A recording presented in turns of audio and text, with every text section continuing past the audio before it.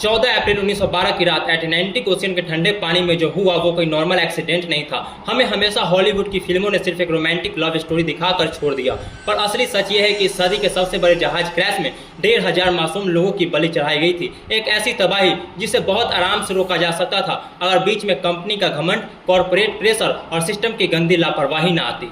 सुनो, ये मौत का खेल शुरू कहां से हुआ। व्हाइट स्टार लाइन कंपनी ने जब आरएमएस टाइटैनिक बनाया तो मीडिया के सामने डंके की चोट पर कहा यह जहाज अनसिंकेबल है, ये डूब ही नहीं सकता, और लोगों ने इस घमंड पर अंधा विश्वास कर लिया। क्यों ना करते, आज के जमाने के हिसाब से पूरे 4000 करोड़ रुपए का प्रोजेक्ट था ये। अरबों रुपए फूंक दिए गए ताकि वीआईपी पैसेंजर्स को समुद्र के बीच एक 5 स्टार होटल जैसा रॉयल एक्सपीरियंस मिले। कांच के महंगे शीशे, heated swimming pools, Turkish bath और बड़े बड़े रेस्टोरेंट्स। लेकिन इसी चमकती हुई लग्जरी के पीछे एक बहुत बड़ा मौत का जाल छिपा हुआ था जिसे किसी ने नहीं देखा। कंपनी ने दावा किया कि जहाज में 16 वाटर टाइट कंपार्टमेंट्स हैं, अगर 4 भर भी गए तो जहाज तैरता रहेगा। पर इंजीनियरिंग के इस घमंड में उन्होंने सबसे गंदी हरकत क्या की पता है? जहाज पर 2200 लोग सवार थे, पर लाइफ बोट्स रखी गई सिर्फ 20, जो मुश्किल से 1200 लोगों को बचा सकती थी। क्यों? क्योंकि कंपनी के बड़े साहबों को लगता था कि डेक पर ज़्यादा लाइफ बोट्स रखने से वीआईपीज़ का समुद्र का व्यू खराब होगा, उनकी लग्जरी न खराब हो, इसलिए हजारों लोगों की सेफ्टी का सौदा कर दिया गया। और असली पाप शुरू होता है 14 अप्रैल की रात को। टाइटैनिक जिस रास्ते पर था वहां आसपास के जहाजों ने एक नहीं, 2 नहीं, पूरे 7 आइसबर्ग की डायरेक्ट वार्निंग भेजी थी। कैप्टन एडवर्ड जॉन स्मिथ के पास सब प्रूफ था, किसी भी समझदार कैप्टन को वहां स्पीड कम कर देनी चाहिए थी। लेकिन टाइटैनिक की रफ्तार कम नहीं की गई, वो 40 किलोमीटर पर आवर की तेजी से मौत की तरफ बढ़ता रहा। आप सोच रहे होंगे कि इतना एक्सपीरियंस कैप्टन ऐसी पागलपन वाली रिस्क क्यों लेगा? क्योंकि उस जहाज पर कंपनी का असली मालिक जोसेफ ब्रूस इसमें बैठा था। वो चाहता था कि टाइटैनिक 6 दिन के अंदर न्यूयॉर्क पहुंचकर एक वर्ल्ड रिकॉर्ड बनाए ताकि उनकी कॉर्पोरेट ब्रांडिंग आसमान पर पहुंच जाए। पीआर और मार्केटिंग के चक्कर में 2200 जिंदगियों को दांव पर लगा दिया गया। धीरे धीरे रात के 11:40 हो गए। आसमान में चांद नहीं था, चारों तरफ अंधेरा और हवा ऐसी जो हड्डियों को जमा दे। क्रूज नेस्ट पर बैठे गार्ड को अचानक अपने सामने एक फुटबॉल ग्राउंड जितना बड़ा बर्फ का पहाड़ दिखा। उसने चिल्लाकर अलार्म बजाया, iceberg right ahead. First officer ने घबराहट में इंजन रूम को जहाज मोड़ने का ऑर्डर दिया, पर पैनिक के उस माहौल में स्टीयरिंग घुमाने में गलती हो गई और ठीक 11:40 पर टाइटैनिक उस विशाल आइसबर्ग से टकरा गया। टक्कर सिर्फ 10 सेकंड की थी। अंडर वाटर लोहा बर्फ से रगड़ता हुआ निकल गया। ऊपर बैठे अमीरों को लगा बस एक हल्का सा झटका है, पर नीचे पानी के अंदर मौत अपना खेल शुरू कर चुका था।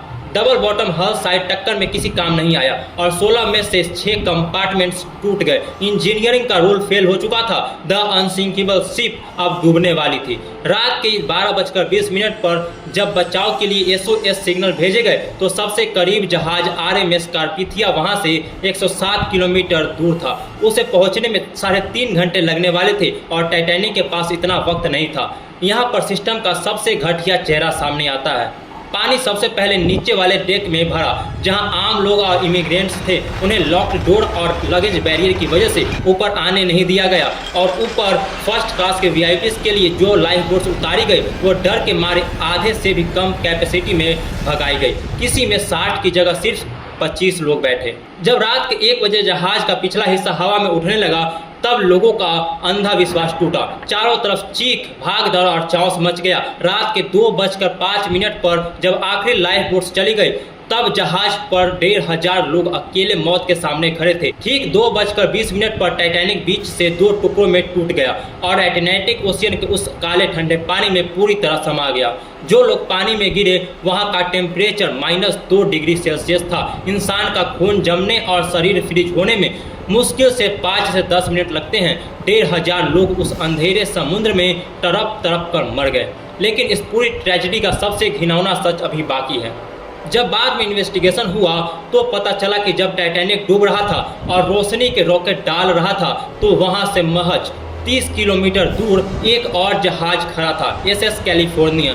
उनके क्रू ने टाइटैनिक के रॉकेट्स देखे भी थे, पर उनके कैप्टन ने सिचुएशन को सीरियसली नहीं लिया और उनका रेडियो ऑपरेटर सो चुका था। सोचो, अगर उस जहाज ने सिर्फ अपना रेडियो ऑन रखा होता या इमीडिएट रिस्पॉन्स दिया होता तो एक भी मासूम की जान नहीं जाती। अगली सुबह जब कार्पेथिया पहुंचा तो वहां सिर्फ लाशों का सन्नाटा था। सिर्फ 710 लोग बचे। टाइटैनिक उस रात किसी बर्फ के पहाड़ से नहीं टकराया था, वो टकराया था इंसानी घमंड, कॉर्पोरेट ग्रीड और एक घटिया फेल्ड सेफ्टी सिस्टम से।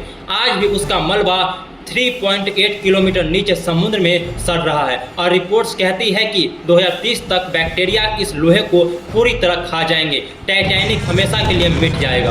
पर टाइटैनिक की कहानी सिर्फ एक जहाज के डूबने की नहीं है, ये आज के सिस्टम के लिए भी एक वार्निंग है कि जब प्रॉफिट और घमंड इंसानी जिंदगी से बड़े हो जाते हैं तो ऐसी तबाही सिर्फ वक्त की बात होती है।